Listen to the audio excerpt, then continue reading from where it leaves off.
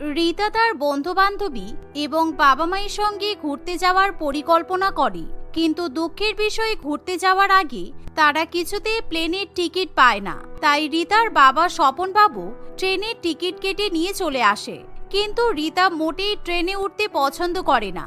তাই নিয়ে তাদের জীবনে অনেক ঝামেলা শুরু হয়। বাপি, তুমি তো ভালো করেই জানো আমি ট্রেনে উঠতে পছন্দ করি না, তবুও তুমি ট্রেনের টিকিট কেটে নিয়ে চলে আসলে। কিচ্ছু হবে না মা, মাত্র 2 দিনেরই তো ট্রেন যাত্রা, তারপর আমরা সিমলা মানালি পৌঁছে যাব। কি 2 দিন?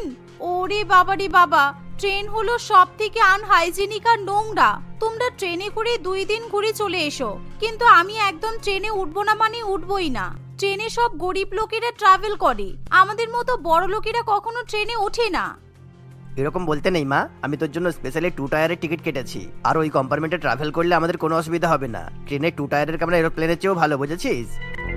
স্বপন বাবু এভাবে মেয়েকে বুঝিয়ে 2 দিন ট্রেনে যাত্রা করার জন্য রাজি করায়। তাই রিতাও আর কোনো রকম ঝামেলা করে না। তারা প্রত্যেকে ব্যাগ গুছিয়ে স্টেশনের উদ্দেশ্যে রওনা দেয়। রিতা স্টেশনে গিয়ে দেখে সেখানে হাজার হাজার লোক ভিড় করে বসে আছে। কেউ বা বাদাম ভাজা খাচ্ছে, আবার কেউ স্টেশন নোংরা করছে। যেখানে সেখানে কয়েকজন টয়লেটও করে দেয়। এমনকি রেল লাইনগুলো ভীষণ পরিমাণে নোংরা থাকে, যা দেখে রিতার ভীষণই খারাপ লাগে। রেল স্টেশনের অবস্থা এরকম হলে ট্রেনের অবস্থা কি হবে কি জানি। ভাগ্যিস বাবা আমাদের জন্য 2 টায়ার টিকিট কেটেছিল, তা না হলে আমরা খুব বিপদে পড়ে যেতাম। আরাম করে 2 টায়ারে ট্রাভেল করতে করতে 2 দিনের যাত্রা কমপ্লিট করব। এমন সময় রিতার বান্ধবী সোনালি মুখ ছোট করে সেখানে এসে বলে, একটা খারাপ খবর আছে রে কাকু, আমাদের জন্য ট্রেনের যে টিকিটটা কেটেছিল ওটা ক্যান্সেল হয়ে গেছে। ওই জায়গায় অন্য একটা ট্রেন আসবে, আর সেই ট্রেনে কোনো এসি কামরা নেই। আমাদের 2 দিনের জন্য জেনারেল কামরাতেই ট্রাভেল করতে হবে। কি? এরকম হতে পারে না। আমি কি করে গরিব লোকেদের সঙ্গে জেনারেল কামরায় ট্রাভেল করব, তাও আবার 2 দিনের জন্য? ও মাই গড, কি অবস্থা! আমার একদম ঘুরতে যেতে ইচ্ছে করছে না, কিন্তু এখন তো কিছু করার নেই। সব গরিব ভিখারি ফুলওয়ালি চালওয়ালি ওই জেনারেল কামরা দখল করে বসে থাকে। দুধ! রিতার কথা শুনে সবাই চুপ করে থাকে। কিছুক্ষণের মধ্যেই তাদের সামনে একটা বড় ট্রেন উপস্থিত হয়। সব যাত্রীরা সেই ট্রেনের মধ্যে হুড়মুড় করে উঠে পড়ে। রিতা তার পরিবার এবং বন্ধু বান্ধবীদের সঙ্গে কোনো মতে ট্রেনে উঠে কয়েকটা সিট জোগাড় করে। আর রিতা যখন তার সিটে বসে তখন সে দেখে যে তার চারপাশে পানের পিক ফেলা আছে। দেখেছো তোমরা? আমি এই কারণে ট্রেনে উঠতে চাই না। আমার বসার জায়গায় কে পানির পিক ফেলে রেখেছে। কি অসহ্যকর! জীবনে কি যে পাপ করেছিলাম যে আমাকে ট্রেনে করে এরকম 2 দিন ধরে ট্রাভেল করতে হবে। মনে হচ্ছে আমি ট্রেন থেকে ঝাঁপ দিয়ে দিই। এভাবেই রিতা সবাইকে দেখে নাক মুখ কুঁচকাতে শুরু করে। এমনকি কিছু কিছু মহিলা সেখানে এসে রিতা এবং তার পরিবারের সিটে নিজেদের ব্যাগপত্র রেখে দেয়, যেগুলো রিতা মোটেই সহ্য করতে পারে না।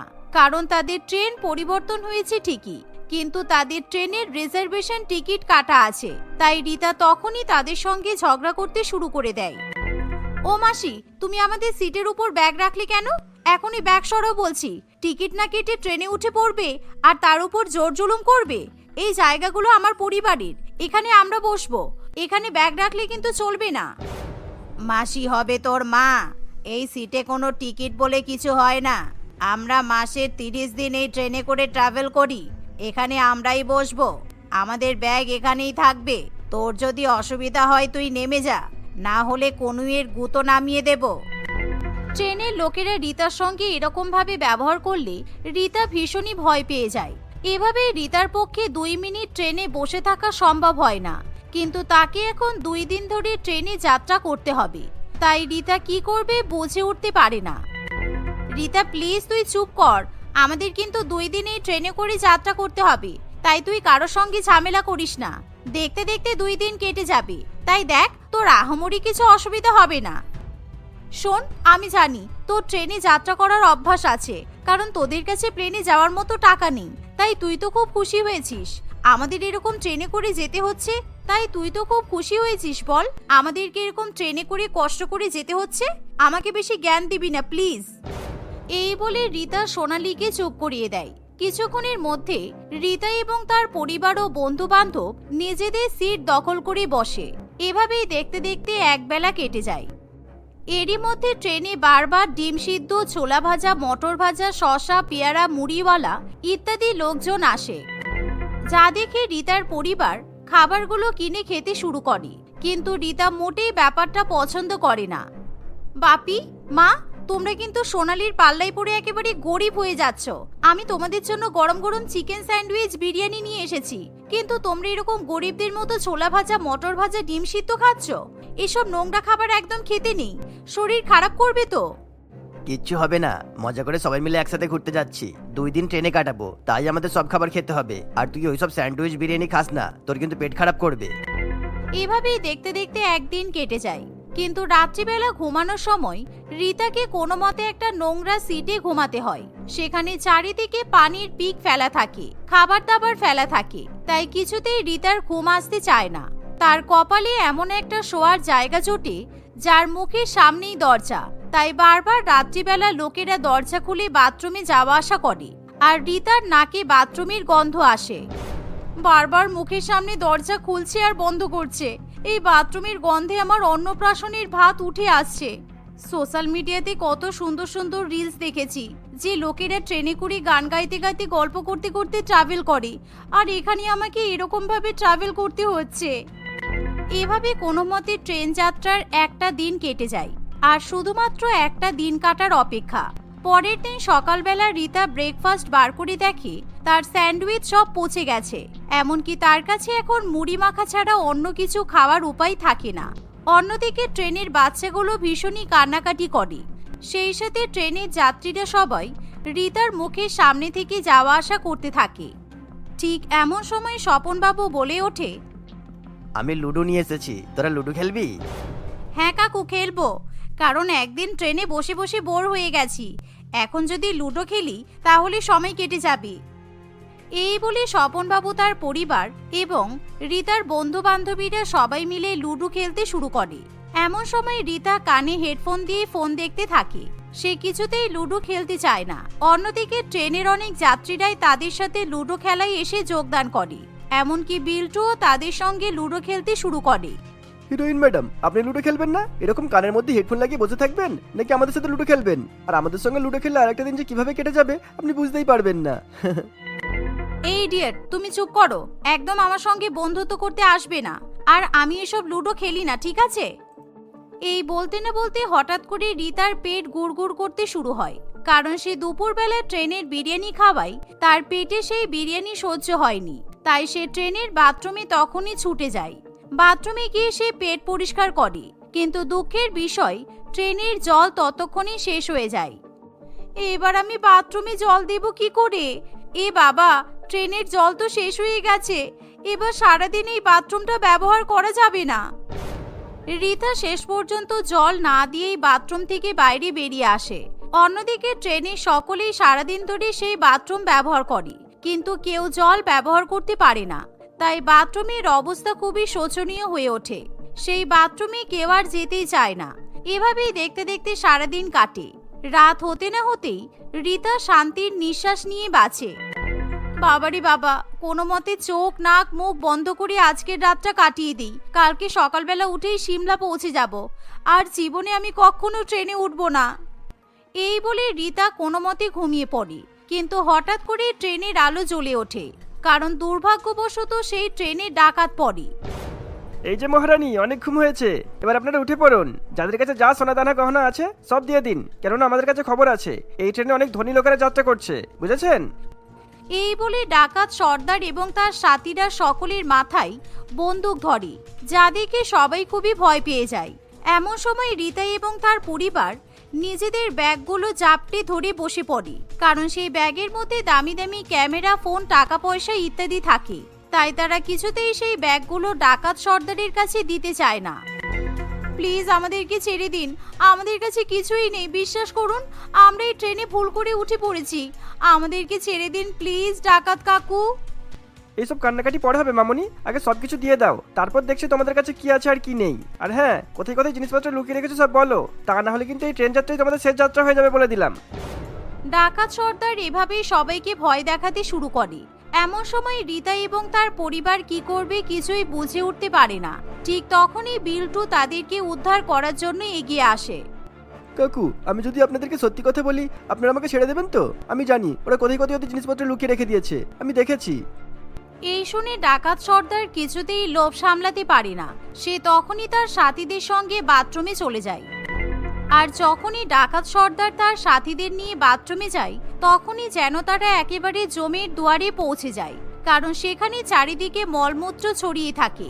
সারাদিন যেহেতু ট্রেনের বাথরুমে জল না থাকায় ট্রেনের বাথরুমের অবস্থা খুবই দুর্বিষহ হয়ে ওঠে। বিভৎস বাজে দুর্গন্ধে ডাকাত সর্দার এবং তার সাথীদের মাথা ঘুরিয়ে আসে আর তারা ট্রেনের বাথরুমে অজ্ঞান হয়ে পড়ে যায়। ততক্ষণে বিল্টু ট্রেনের পুলিশ অফিসারদের সেখানে ডেকে নেয়। স্যার, ওই ডাকাতটা বাথরুমে পড়ে আছে, আপনারা এবার ধরে নিন, তা না হলে কিন্তু আমাদের জীবনে বিপদ নেমে আসবে। এই শুনে পুলিশ অফিসার বাথরুমে গিয়ে ডাকাতদেরকে ধরে নেয়। এমন সময় রিতা এবং তার গোটা পরিবার বিল্টুকে অনেক অনেক ধন্যবাদ জানায়। আজকে তোমার জন্য আমরা প্রাণে বেঁচে গেলাম, তোমাকে অনেক ধন্যবাদ। তোমার সঙ্গে এই দুদিন আমি অনেক খারাপ ব্যবহার করেছি, তুমি প্লিজ কিছু মনে করো না, কেমন? পরের দিন সকালবেলা ঘুম থেকে ওঠার পর যখন তারা গন্তব্য স্টেশনে পৌঁছায় তার আগে খবর আসে ট্রেন এখনো 5 ঘন্টা লেট, সুতরাং 5 ঘন্টা আপনাদেরকে ট্রেনেই কাটাতে হবে। এই খবর পাওয়ার পর রিতার মাথায় হাত পড়ে যায়, কিন্তু এবার রিতা আর বিরক্ত বোধ করে না। সে এবার 5 ঘন্টার ট্রেন যাত্রা উপভোগ করার চেষ্টা করে। তুই ইচ্ছা করে আমার চুলে আঠা লাগিয়ে দিয়েছিস, তাই তো? এবার আমাকে চুল কাটতে হবে, এটাই তো তুই চেয়েছিলিস।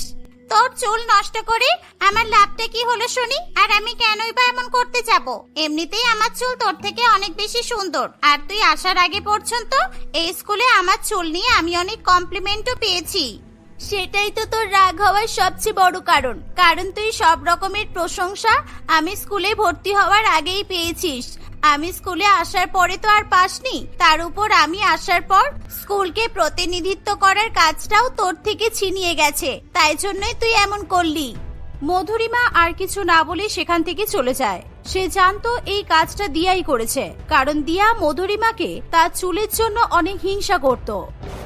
দিয়া যে স্কুলে পড়তো সেই স্কুলে তার মতো লম্বা সুন্দর এবং ঘন চুল আর কারো ছিল না, আর এই চুলের কারণেই দিয়া সারা স্কুলে খুবই পপুলার ছিল।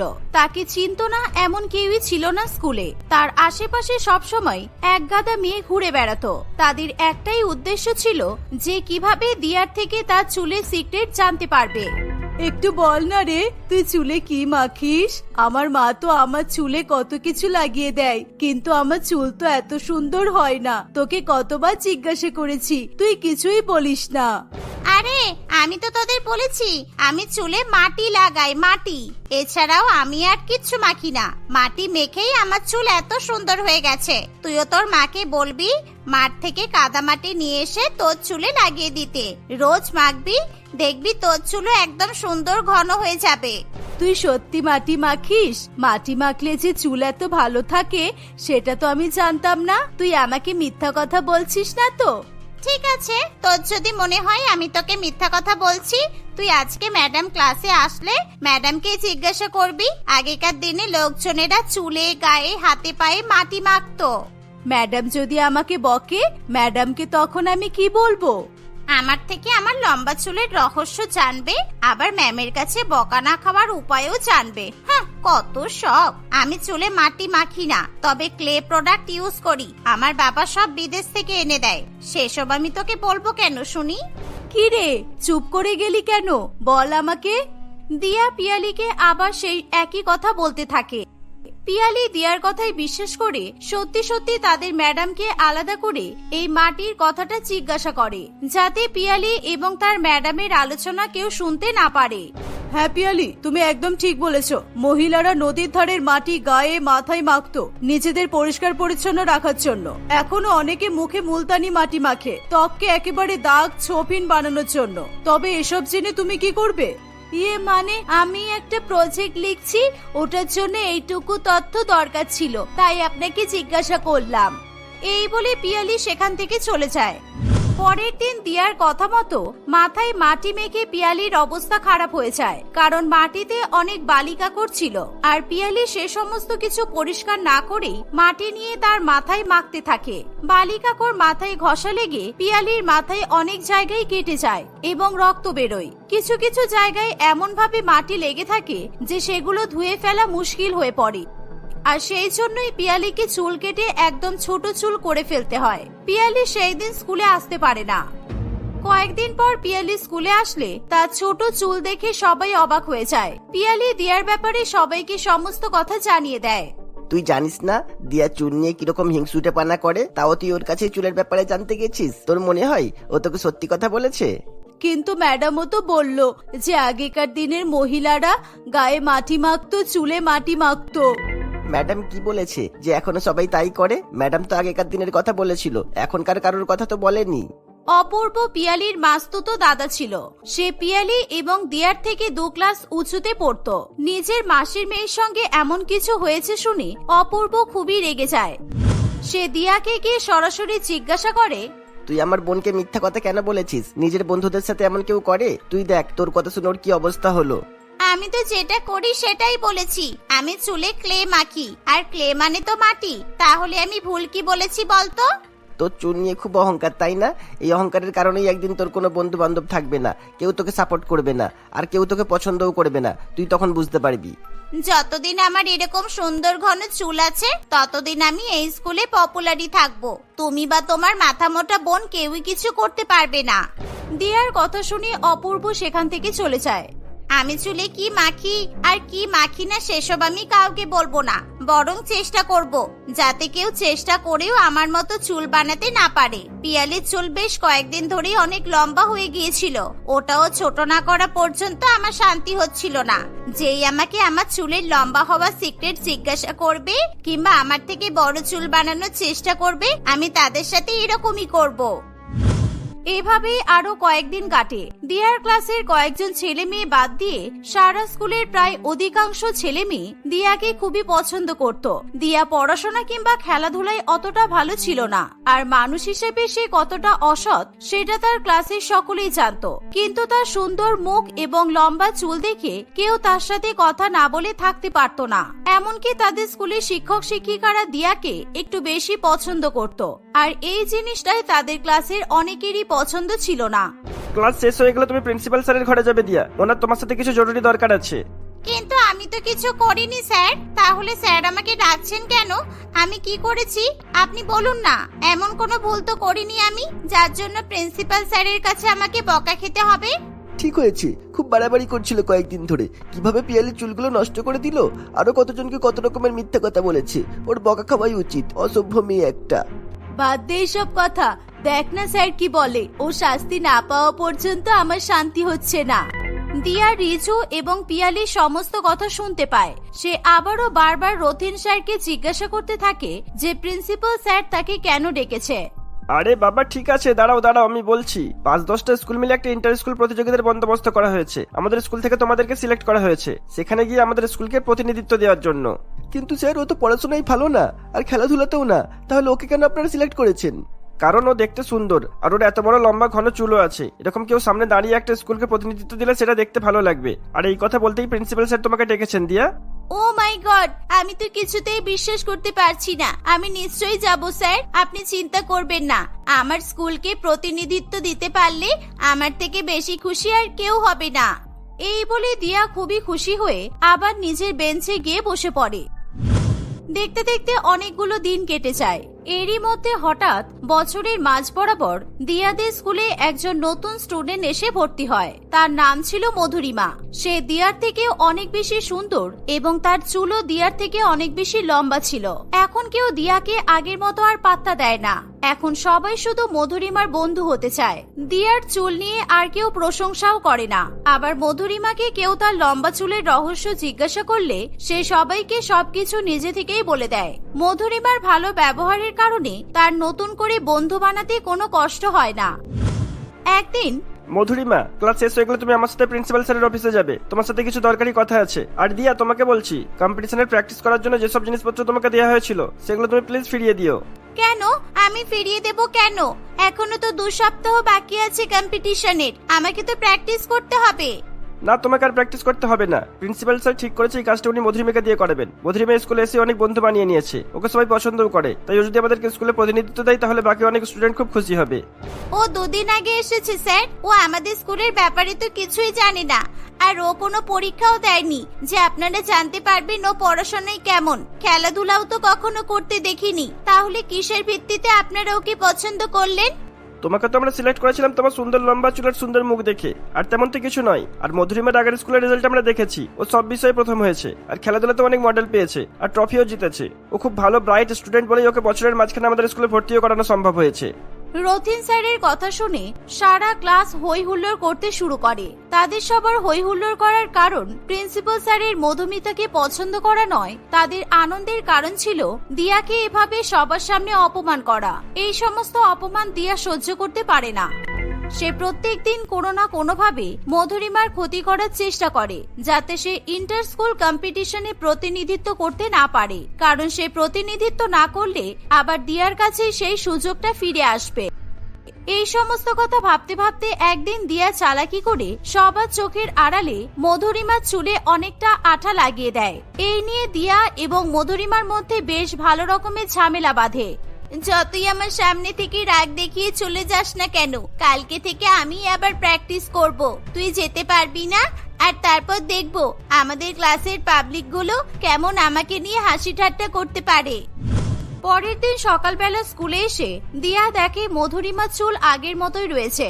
সে তার চুলের এক অংশ কেটে বাদ দেয়নি, বরং তার চুল আগের থেকে অনেক বেশি সুন্দর এবং স্বাস্থ্যবান দেখাচ্ছে। এটা কি করে হলো? কাল তো তোর চুলে এতটা আঠা লেগে গেল, আমি ভাবলাম তুই চুল কেটে ফেলবি। তুই তো চুল কাটিসনি, বরং তোর চুল আগের থেকে দেখতে অনেক বেশি সুন্দর হয়ে গেল। এটা কিভাবে সম্ভব? আমি যেভাবে আমার চুলের যত্ন করি তাতে আঠা তো অনেক ছোটখাটো জিনিস। তুই আমার চুলে চুইংগাম লাগিয়ে দিলেও আমি আবার আগের মতো চুল নরমাল করে নিতে পারবো, আমার চুলের কোনো ক্ষতি হবে না। আমি কত কষ্ট করে চুলের জন্য বিদেশি প্রোডাক্ট ব্যবহার করি, ক্লে প্রোডাক্ট ছাড়া আমার চুলে আর কোনো জিনিসই স্যুট করে না। তারপরেও আমাকে লম্বা চুলের জন্য কত ঝুঁকি নিতে হয়, আর তুই বলছিস চুইংগাম লাগিয়ে দিলেও তোর চুলের কিছু হবে না? আমি তো চুল ধরে দেখবো। না না, একদম আমার চুলে হাত দেওয়ার চেষ্টা করবি না বলে দিলাম। দিয়া মধুরিমার কোনো কথাই শোনে না। সে মধুরিমার চুলে হাত দিয়ে দেখতে চায়। দিয়া টানাটানি করার ফলে মধুরিমার মাথার সমস্ত চুল খুলে দিয়ার হাতে চলে আসে। মধুরিমার ন্যাড়া মাথা বেরিয়ে আসে। আসলে মধুরিমার কখনোই মাথায় চুল ছিল না, সে উইগ পরেই থাকতো। তার এমন অবস্থা দেখে ক্লাসে সবাই চমকে যায়। মধুরিমা খুবই কান্নাকাটি করতে শুরু করে। তুই এরকম কেন করলি দিয়া? এখন সবাই আমাকে নিয়ে মজা করবে। আগে স্কুলেও একদিন আমার উইগ খুলে গিয়েছিল, আর তারপর আমার নিজের ক্লাসের বন্ধুরা আমাকে এত বিরক্ত করেছে যে আমাকে স্কুলটা পাল্টাতে হয়েছে। এবার এখনো তাই হবে। কিন্তু তোর এমন অবস্থা কেন? তোর কি ক্যান্সার আছে? তাহলে তো তুই বেশি দিন বাঁচবিও না, তাই না? না না, আমার ক্যান্সার নেই, আমার অ্যালোপেশিয়া আছে।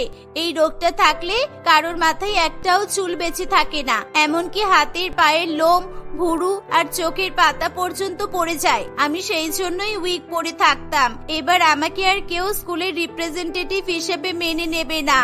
দিয়া এসব কথা শুনে মধুরিমার মাথায় তার উইগটা পরিয়ে দিয়ে বলে, আমাদের ক্লাসের ভেতরে কি হয়েছে সেটা কেউ জানতে পারবে না, আমি তো কাউকেই বলবো না। তোরা প্লিজ কাউকে কিছু বলিস না। আমি চাই আমাদের এইবারের রিপ্রেজেন্টেটিভ মধুরিমাই হোক, ওর মতো ভালো স্টুডেন্টই এটা করতে পারবে। দিয়ার কথা শুনে সবাই অবাক হয়ে যায়। তারপর থেকে কেউ দিয়ার সঙ্গে খারাপ ব্যবহার করে না, আর দিয়াও সবার সঙ্গে ভালো মতো মেশে। দেখতে দেখতে দিয়া এবং মধুরিমা খুবই ভালো বন্ধু হয়ে ওঠে।